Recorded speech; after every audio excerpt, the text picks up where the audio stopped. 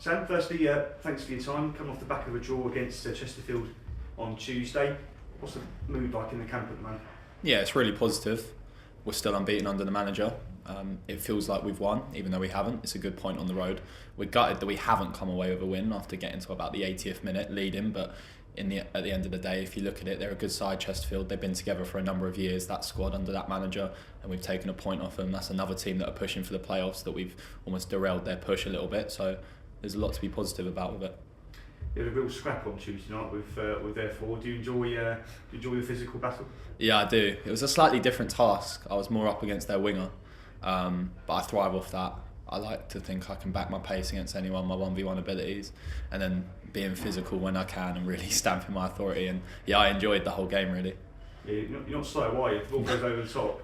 They look favoured to get there, but you're a good chaser. Yeah, I always back myself to make up a yard or two, which is why I like playing a high line, because if I do get it wrong, I can recover. Yeah, it's a strength of mine, definitely. Pleased for Elliot Nevitt. He's been really unlucky in front of goal sometimes. He's got a couple recently. How pleased are the whole squad for him individually? Yeah, really pleased. He doesn't get the credit he deserves, Nev. Like, he works himself into the ground week in, week out, and he's a confidence player. And like everyone said it, everyone knows it, everyone saw him last season. Once the goals start flowing, they won't stop. And he's got 2 and 2. It was a great finish on Tuesday night. Just slight look at goal, and he's buried it in the bottom corner. He'll thrive off that, and he's going to keep going now because he works his socks off. He's not going to settle with that. Back on home turf Saturday, Milton's Kings Dons. What sort of fixture are you expecting? They're not in great form, but I suppose if you underestimate anyone, you'll get caught out. No, I'm expecting a tough game. Like, listen, you look at this league. I think before we went into Chesterfield, Tranmere beat them 4-0 on the weekend, and Tranmere are fighting relegation. Like, you just can never assume anything in this league. We beat Bradford, and then we lost to Newport 3-0, then we beat Bradford 1-0 on the Saturday. Football doesn't make sense, and especially in this league. So we can't take anything for granted. They've got good players in Milton Keynes Dons. They'll be up for it because they've got a point to prove. They're in a bad run of form. So it's going to be another tough game, but I'm confident going into it. Lovely. Thank you, Sam. Matt, Wheels. Feels like a while since we spoke to you first, I think after your first couple of appearances, but you've been ever present for the side since then. What's that been like for you from being a young emerging player at Gills to being a first team regular? Yeah, it's a really good feeling. I think when you make your first couple of appearances, it's almost like a bit of a pinch me moment, and then you kind of have to get into the groove of, right, this is the norm now. Got to prepare every week like I'm going to play, and I have for the last couple of months. But I don't take it for granted, definitely. It's what I always wanted, it's what I've worked hard for, and I'm not losing sight of that, definitely. So I'm just grateful to pull on that shirt every week and go out there or be away from home, wherever it is, and play. And how steep is the learning curve? You talk about being away from home, and not just on the pitch but off the pitch as well. Yeah, there is a big learning curve. I think even the other night, 90th minute, I think I won the ball back and I was charging forward to get around Huts, and one of the boys said to me after the game, listen, it's the 90th minute, we're away from home against a good side, just take the point. So there's a lot to learn. There's been a few instances where I've had to learn. I think Colchester out there, even though the ball did go out, I was being a bit stupid, and it's a learning curve. So there's been a lot to learn on the pitch, then off the pitch, with how I carry myself as someone I like to think I've established myself now, and how I should carry myself in that way, how I behave on and off the pitch. So yeah, I've learned a lot on both senses. And on the pitch and on the training ground, are the people you bounce off, not necessarily, is it just defenders that you talk to and goalkeeper, or the rest of the side as well, gaining from their experience? There's a really good relationship in the squad, and we've got a lot of different backgrounds. You've got lads like Hawks who can relate to me a little bit. He came through non-league, and I've kind of been on loan there, so I can kind of relate to that. And then you've got your Johnnies and your Dackies who have played in the Championship and the Prem in Johnny's case, and they've been there and done it. So you can learn off everyone. And then you've got people like Glenn as well, he's had a almost 25-year career, I think, and you look at him, you're like, wow, like you dream of having a career like that. So you can pick small bits off everyone. It's a great group. Even like lads my age, like sometimes I talk to Joe and I'm like, Joe, what the centre backs not like playing against, or what don't you like centre backs doing, so that you can learn off everyone, really. Are you surprised to have such a long run in the team? I know you back yourself, yeah. But obviously this, it's the Football League, it's your first regular start. Yeah, I'm surprised in the sense where I didn't think I would necessarily get the opportunity to establish myself, but within myself I've always known if I got that opportunity. I remember I said it to you guys a few months ago, I said there's more to come from me, and I felt like I've shown it week in, week out, that I'm growing and I'm establishing myself, and I think from a personal point of view, I'm not surprised because I know what I'm capable of. But definitely if you look at it from a broader point of view, I'm a young centre half, and no, I didn't think I'd get this kind of opportunity, but I know I'm good enough to keep getting it. You certainly grabbed it with both hands. I Yeah. mean, just looking at Tuesday, and we saw your battle with Chesterfield's winger. I mean, it was fantastic to watch, I have to say, from a Gillian point of view, seeing you taking the ball off him again and again. You're very close to the pitch there as well.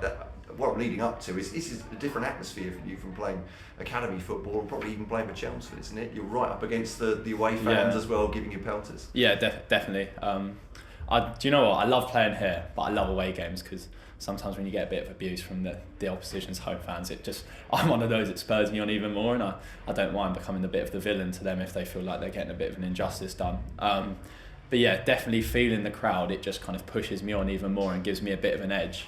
So when we come back here after 2 long away games and having the home crowd behind us, I'm not going to take it for granted, and I know the boys won't because they push us. Everyone says it, that rain event sucks the ball into it, and so when we get shooting that way after building off a strong first half, which we usually do, it's massive. So yeah, the crowd can always play a big part. And those Gills fans, home and away, there's nothing fans like, yourself, than a homegrown product coming through and you're watching their progress. What's your bond been like with them? Yeah, really good. I think Tuesday night, 400 of them travelled to Chesterfield, and listen, it was a dead rubber game for us really. But even though we want to win and the fans want to win, we're not playing for massive amounts, but they still pay their hard-earned money, and they travel to Chesterfield on a Tuesday night. So I really understand that. I've grown up in this stadium for the last 5-6 years, watching games around them as you do in the academy. So I know what they want from a player. I know what it means to them. So having a really good relationship with them and feeling like they stick with me and I respect them like the rest of the boys do, it's really good, and it's a big important part of playing for Gillingham for me. And John Coleman obviously put you in the side, and Gareth Ainsworth has certainly taken that mantle up as well. What's it like working with the new boss? He's brilliant, to be honest. He's got behind me massively, even after Colchester. He said to me, listen, we're going to stick with you. You're going to have days like that where you might make a little error, but it's how you respond. And then around the group, he's been brilliant. He's just so energetic. You can see him on the touchline. He's heading every ball. He's kicking every ball. He's proper energy, and I think you can see that translating into the performances. We're getting into teams' faces, especially early on against Chesterfield, getting in their face, not letting them play. And I know the game developed into them taking a bit more control, but that's naturally going to happen. We've only had 2 real training sessions under the manager. I think his first day and then the next week, because we've been playing twice a week now, and with the amount we have to recover now, like today we didn't even do a proper session. We were recovering, so you can already see after a short period of time how much energy he's bringing to the performances. So going into the end of the season and next season, you can really see how that's going to translate into us next season and building a strong foundation. And I don't want to put the cart before the horse, but I guess you can look towards next season and think not only is it realistic that you will get a place in the Gillingham side, but realistic that you might get a long run in the side again. Yeah, definitely. I'm really grateful for this season. But the point when I came in was when we've always been struggling. We haven't been at our best the whole time I've been playing, so I'm really looking forward to starting next season with a clean slate, hopefully getting myself in the team, starting from zero with everyone and really pushing on and having a successful season. And just for the weekend, I mean, a first win for Gareth Ainsworth, I know how much that would mean to him, but what about you guys? I know you've been unbeaten for that many games, but just getting over the line for a win? Yeah, it'll be really big. I think we were really unlucky against Colchester. I thought we were excellent. I thought we were on top of them. I thought we penned them in. I thought we were unlucky not to get a couple of decisions our way that would have won the game, but I think it's going to be really big, this next home game, because I think in this division, you win your home games, you get points out your away games, you're a successful team. So if we can build a foundation again of being a strong home team, which we always are, and getting those wins on the board, it's going to bode well for the end of this season and certainly next season. Wish you luck. Thank you. Thank you. Thanks. You brought it up, so I follow up Colchester. When you went off at half time, what were you fearing or expecting people to say? What, regarding their goal? I don't want to call it a goal because it wasn't a goal. Yeah. Do you know what? It's difficult because when you feel like a sense of injustice, I think everyone's seen the pictures of the ball about that far off the pitch. But the way I just looked at it is, listen, it's gone out, but it's a learning curve. I shouldn't have done what I did. I probably got lucky that it did go out because I was being a bit silly, maybe being a bit cocky because I dominated the duel with my man early on. So I just looked at it as, listen, don't worry about the noise, don't worry what people have got to say, go out there and let's turn this game around. Like, let's contribute towards turning this game around. That's gone, there's nothing I can do.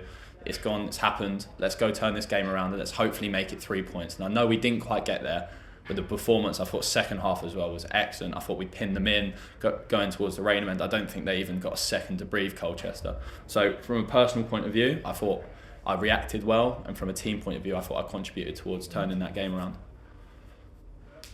Please don't tell this wrong. This isn't meant to be rude, but I've noticed a difference already today in you sitting there from the last time you were sitting there.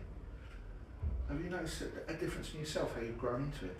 Yeah, definitely. I think you naturally grow into things. Like the first couple games, I think when you guys first spoke to me, it's still a little bit like tiptoeing into the environment. You don't want to ruffle too many feathers. You don't want to seem like you're getting ahead of yourself. But I've felt myself getting more confident on the pitch, more confident around the building, being able to kind of step up as someone that can help lead the team when needed. Listen, we have great leaders, but I still feel like I can bring things. So yeah, certainly on the pitch I feel more confident now that I've got a run of games, and off the pitch I definitely feel more confident and more sure of myself. What football did you watch growing up? So I'm a Liverpool fan, so I grew up a lot watching Liverpool. And yeah, that's it really. I love football. Kind of any game that's on, I watch it. So just growing up watching a lot of football, I can't say I watched massive amounts of in-stadium football when I was younger, because getting up to Liverpool was hard with the amount I played. But yeah, just that sort of football, just Premier League sort of stuff. Matt touched on John Cole and Gareth, what they've done for you. Ernie Backman must have been a hell of an inspiration for you while you were at Sheppey. And obviously, how did that affect you when he passed last week? Yeah, it was really sad.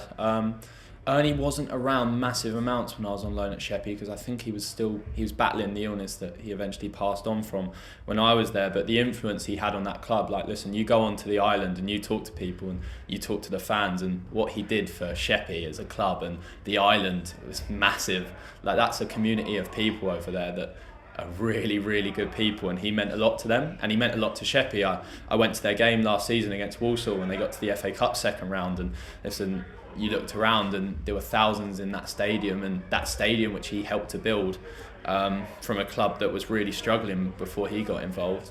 So yeah, he was a massive character on the island. Even when he wasn't around in the change room, around the club, everyone used to talk about, Ernie. So it's really sad, but he's left a legacy at that club and they're in a good place.